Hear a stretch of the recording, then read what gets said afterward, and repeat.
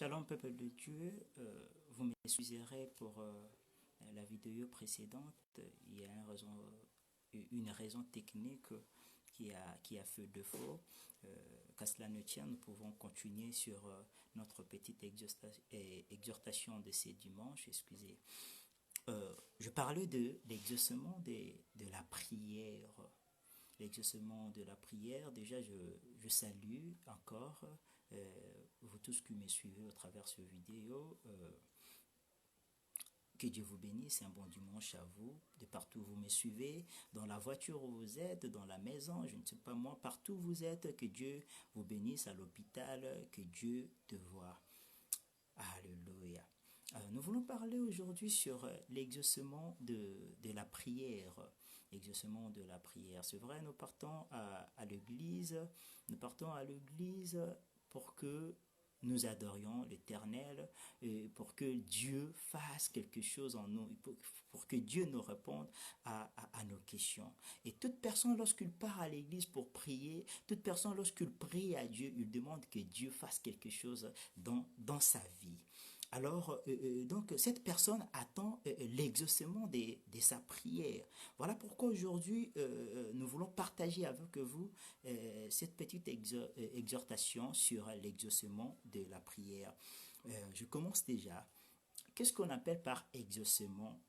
L'exaucement vient du verbe exaucer, ce qui veut dire écouter favorablement et accorder ce qui est demandé.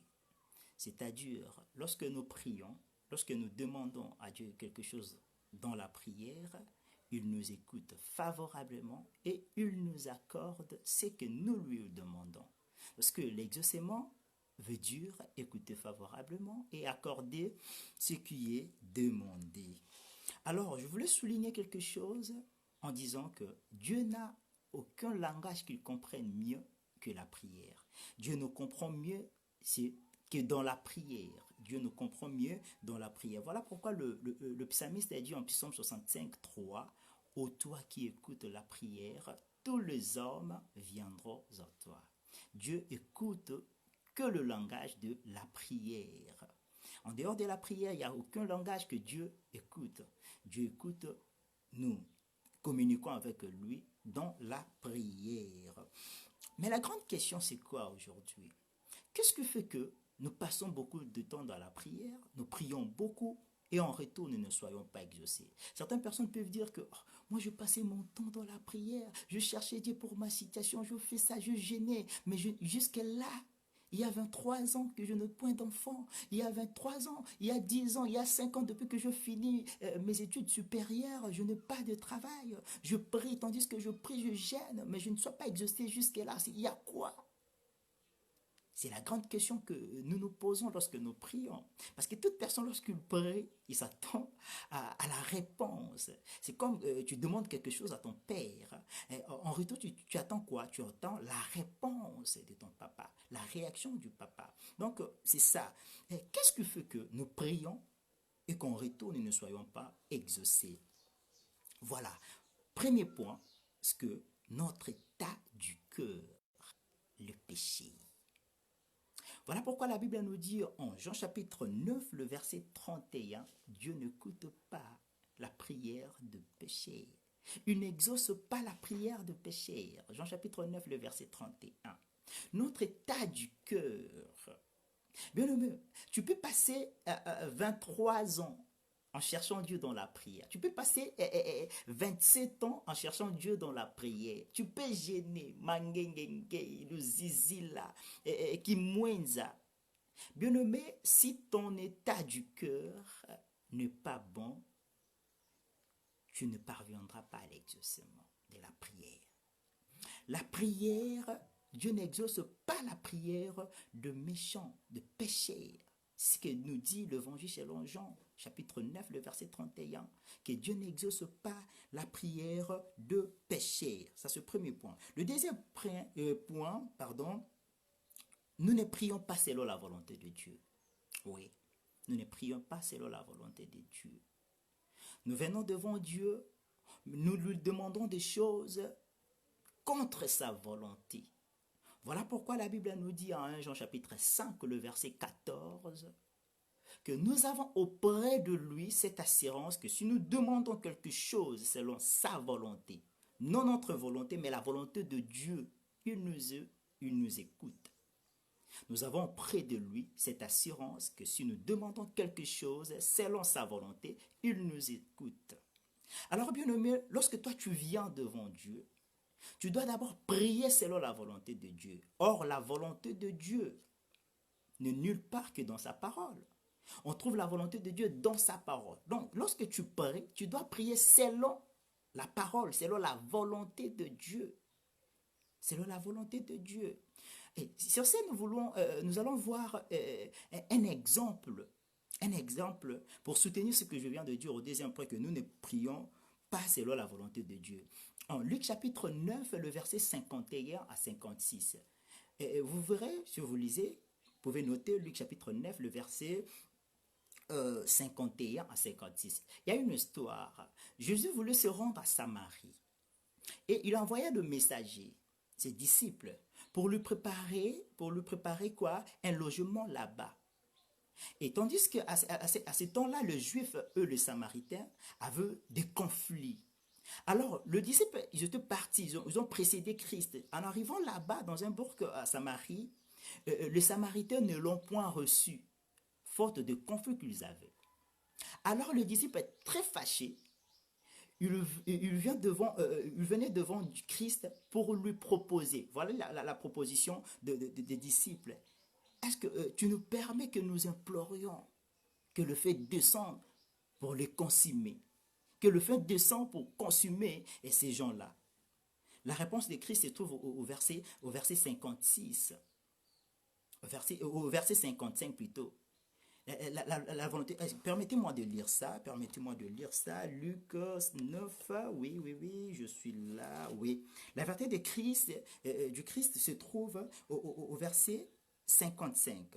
Jésus se trouva vers eux et le réprimanda, disant, vous ne savez de quel esprit vous êtes animés. 56. Car le Fils de l'homme est venu non pour perdre les âmes des hommes, mais pour les sauver. Eux, ils allèrent dans un autre bourg. Ah! Les disciples ont ignoré la volonté de Dieu. Or, la volonté de Dieu, le souhait du Christ, ce n'était pas de perdre les âmes. Et vous priez afin que le fait descende qui consume ces gens. Non, je suis venu pour eux. Ma volonté est que tous les hommes parviennent au salut. Tous les hommes parviennent au salut. La volonté de Dieu, ce n'est pas de perdre les âmes. La volonté de Dieu, ce n'est pas que le fait descende pour consumer, malgré ce qu'ils ont fait. Mais ma volonté est que ces hommes-là soient sauvés. Mais nous, à deux fois dans nos prières, nous prions pour le papa sorcier du quartier qu'il meurt. À deux fois, nous prions pour notre oncle qui est fétichère qu'il meurt. Or, ce n'est pas ça la volonté de Dieu pour nous. 1 Timothée chapitre 2, le verset 3 à 4.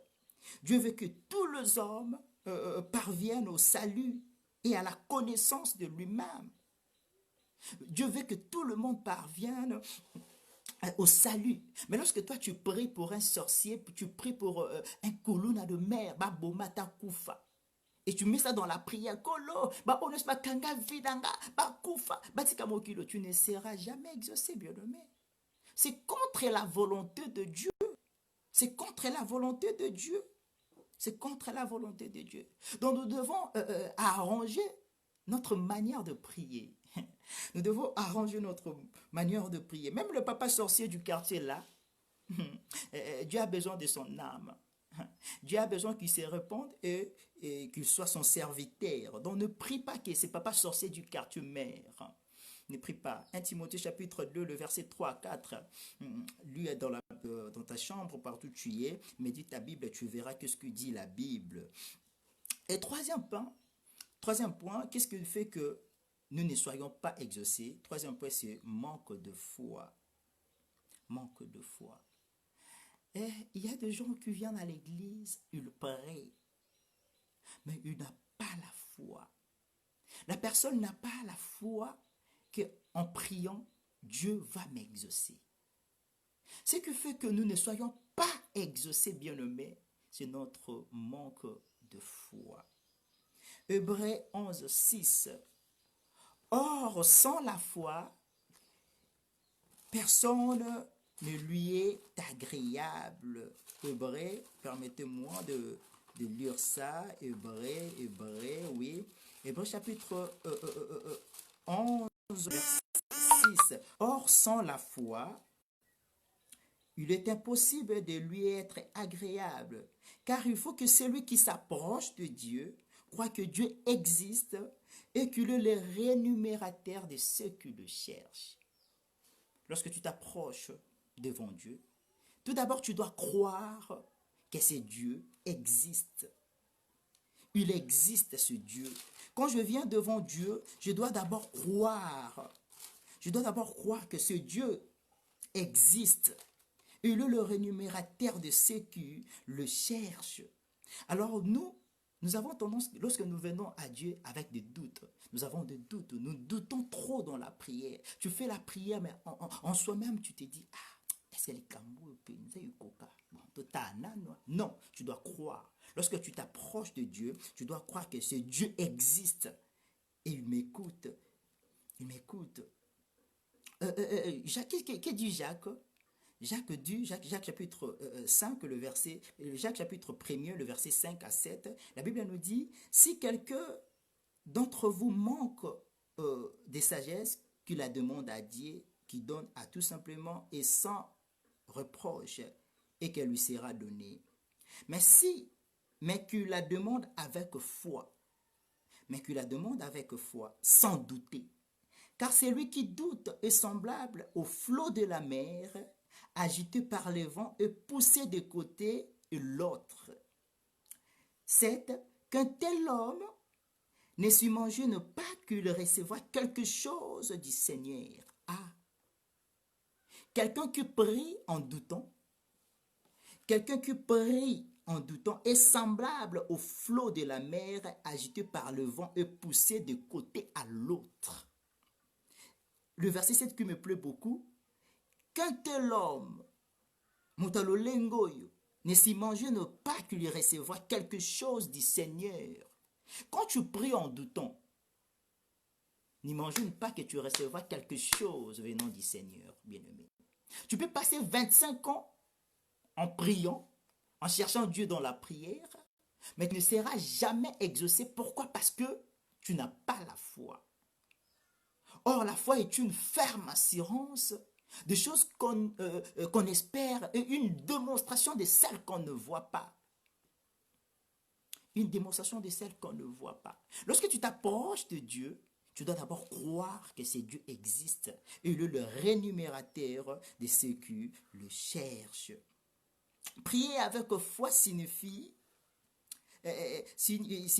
prier avec assurance d'être exaucé. C'est prier d'être exaucé. Voilà pourquoi Jésus dit au livre de Marc chapitre 11, le verset 24. Marc chapitre 11, le verset 24. Qu'est-ce qu'il dit la Bible?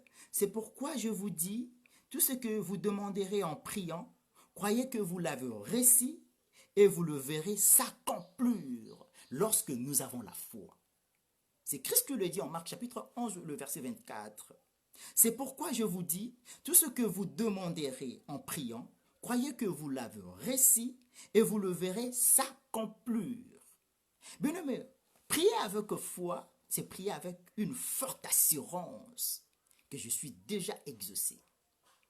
Et ce qui fait que nous ne soyons pas exaucés, nous prions mais ne soyons pas exaucés. Troisième élément, je dis, c'est manque de la foi. Nous devons avoir la foi, bien-aimé. C'est par la foi que Abraham a reçu Isaac comme fils. C'est par la foi que Abraham est devenu notre modèle dans la foi. Lisez la parole de Dieu en Genèse. Vous verrez l'histoire d'Abraham. Bien-aimé, la foi, il faut avoir la foi. Et quatrième point, c'est que la manque de la persévérance. Notre le mot. La manque de la persévérance. Luc chapitre 18, le verset 1er. Luc 18, le verset 1er. Luc 18, permettez-moi de fouiller déjà dans ma Bible. Luc chapitre 18, oui, le verset premier. Luc 18, le verset premier, je suis là. Que dis Jésus? Oui. Luc chapitre 1er, Luc chapitre 18, le verset premier. La Bible nous dit, Jésus leur adressa une parabole pour montrer qu'il faut toujours prier et ne point se relâcher. Notre quatrième point, c'est le manque de la persévérance. Nous prions, mais nous ne soyons pas exaucés parce que nous ne persévérons pas. La persévérance. Bien n'imaginons pas que quand je prie seulement aujourd'hui, je dois être exaucé. Non. Il y a d'autres prières que tu dois persévérer. Anne a persévéré pour recevoir l'enfant, pour avoir l'enfant. Samuel. La persévérance. Voilà pourquoi Christ nous dit ici, en Luc 18, premier, il leur adressa une parabole pour montrer qu'il faut toujours prier et ne point se relâcher. Ne point se relâcher, bien-aimé. Merci Splendeur, je te vis. Bon dimanche à toi. Il faut prier avec persévérance. N'imagine pas quand je fais 5 heures de temps, 10 heures de temps. Amen, amen. Non, il faut persévérer. Il faut persévérer, comme a fait Habakkuk, fidèle au poste. Même si la bénédiction tarde, je suis fidèle là. Je persévère. Anna persévéré. Anna persévéré. Anna persévéré. Nous avons tendance que lorsque nous prions, que nous soyons exaucés tout de suite. Non, bien-aimés. Nous devons persévérer. Exemple de lire 1 Roi chapitre 18. Lisez à la maison 1 Roi chapitre 18, 42 à 45. Lorsque lui était enfoui, lorsqu'il était rentré voir Akab, il a promis à Akab, il aura la pluie ce mois ici, cette année ici. Il monta avec son serviteur. Il lui pria. La Bible nous dit, Élie se courba, s'inclina en priant. Il envoya 7 fois son serviteur d'aller voir du côté si la pluie s'annonce. Donc il persévérait dans la prière. Premier tour, son serviteur est parti. Il est rentré, non, il n'y a encore rien. Il est reparti encore. Au 7e fois, il voit le ciel en train de faire comme une paume de main. Donc il avait persévéré dans la prière. Bien-aimés, nous devons persévérer dans la prière. Ça, c'est notre 4e point, manque de la persévérance. Et notre 5e point, c'est la motivation du cœur. Avoir un cœur pur en notre terre. La motivation de nos cœurs. Bien-aimés, ce qui fait que nous ne soyons pas exaucés à nos prières, notre motivation de cœur est mauvaise. Jacques chapitre 4, le verset 3. Lisons la parole de Dieu. Jacques chapitre 4. Jacques chapitre 4, le verset 3. Que dit la Bible? Vous demandez et vous ne recevez pas parce que vous demandez mal, dans le but de satisfaire vos passions. Je répète, vous demandez et vous ne recevez pas parce que vous demandez mal, dans le but de satisfaire vos passions. Une mauvaise motivation de cœur. Nous prions, mais nos motivations ne sont pas bonnes. Nous prions, nos motivations est contre la volonté de Dieu. Une personne qui prie de devenir un bon chanteur de Dieu, mais au fond de lui s'est dit, Sora nzamba salinga maestro, bon sentir nga. Le roi va négligent trop. Tora nzamba salanga maestro. L'église non kimbango. Parce qu'il me néglige trop. Tu vois telle personne recevoir quelque chose à Dieu. Une maman qui demande l'enfant à Dieu. Ça me pèse à moi. J'ai besoin d'enfants. Mais au fond de lui, il s'est dit, Sokanza ba pesinga mwana. Mais le roi quand ça kaika buta bana pembe, non la kisai. Ndé sala mwana nga lox. Bien aimé, une telle personne recevra quelque chose de la part de Dieu. Non. Nous ne recevons pas ce que nous demandons à Dieu en priant parce que nos motivations de cœur ne sont pas bonnes, bien-aimés.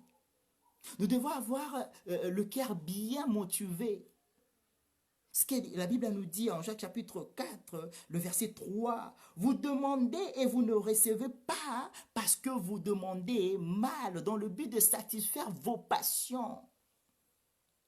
Et nous savons très bien, la Bible nous dit que celui qui vit selon la chair, il vit selon ses passions.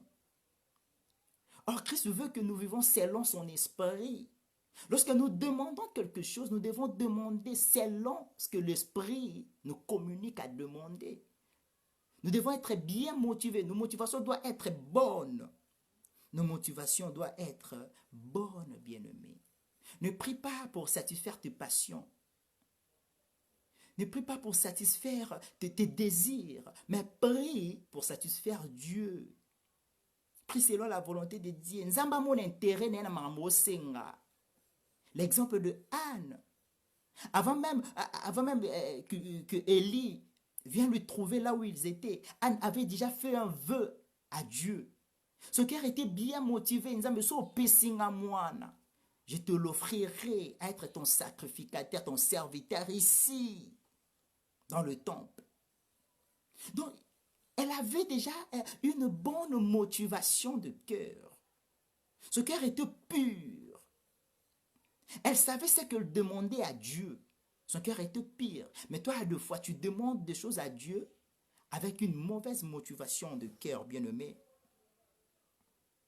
Ne crois pas que, n'imagine pas que tu recevras quelque chose de la part de Dieu. Si tu demandes des choses avec un cœur qui a de mauvaises motivations.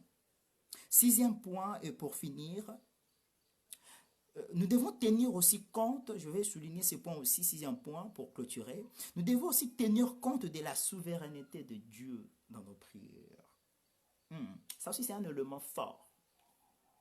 Il y a des fois, nous prions, nous voulons que Dieu nous exauce, mais tu passes 25 ans, 30 ans, 50 ans, 10 ans, 5 ans, tu ne vois pas le résultat de ce que tu attends de Dieu. Nous devons aussi tenir compte de la souveraineté de Dieu. Il y a d'autres situations que Dieu veut que la situation soit ainsi dans nos vies. Oui, il y a des genres de situations que Dieu lui-même veut que cette situation soit ainsi, comme ça, que cette situation demeure comme ça dans ta vie. Il faut faire éclater sa gloire. À l'exemple de Bartimée, à l'exemple de la jeune veuve dans la Bible, les gens se posaient des questions. Ce n'est pas ses arrière-pères qui ont péché. Et Christ a répondu quoi? Non, ce n'est ni toi, ni lui, ni ses parents, ni ses arrière-grands-pères. Mais la citation, Dieu l'a permis que ça soit comme ça pour faire éclater sa gloire. Dieu est souverain, il fait tout ce que nous veut de sa manière, parce qu'il nous connaît mieux. Exemple aussi de Paul, hein, quand nous lisons des Corinthiens, excusez-moi, des Corinthiens, nous allons lire ça, c'est très important. Des Corinthiens chapitre 12, oui, de versets 7 à 9. Des Corinthiens chapitre 12, le verset 7 à 9. Et pour que je ne sois pas en feu d'orgueil, à cause de l'excellence de ces révélations qu'il m'a été mis une écharde dans la chair, un ange de Satan pour me souffléter et m'empêcher de m'enorgueillir. Dieu a permis que Paul demeure avec son écharde. Concinaillé. Dieu lui-même a permis que Paul demeure avec son écharde pour un seul but, pour que Paul ne s'enorgueille pas. Oui, pour que Paul ne s'enorgueille pas. Ah, là déjà, je vais souligner quelque chose.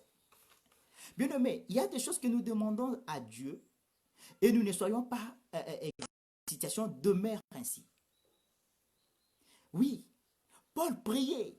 La Bible nous dit, Paul faisait de miracles. Il fut un grand apôtre. Lui-même guérissait le malade. Mais lui-même demeurait avec son écharde. Il demeurait avec son écharde. Pourquoi? Parce que Dieu, dans sa souveraineté, avait résolu que Paul doit demeurer ainsi. Pour qu'il ne s'enorgueille pas. Donc, lorsque nous prions, nous devons aussi tenir compte de la souveraineté de Dieu. Voilà ce que j'avais à partager avec nous ce dimanche sur l'exaucement de prière. Parce que c'est une question que beaucoup de gens se posent. Moi, je passe tout le temps, monsieur Tokanga, pasteur faux, hein. 21 jours de prière, j'avais scellé, j'avais fait ça, mais je ne suis pas jusque-là exaucé. Non, bien-aimé, tu dois tenir compte de ces choses. Il y en a beaucoup, faute de temps et de raisons techniques.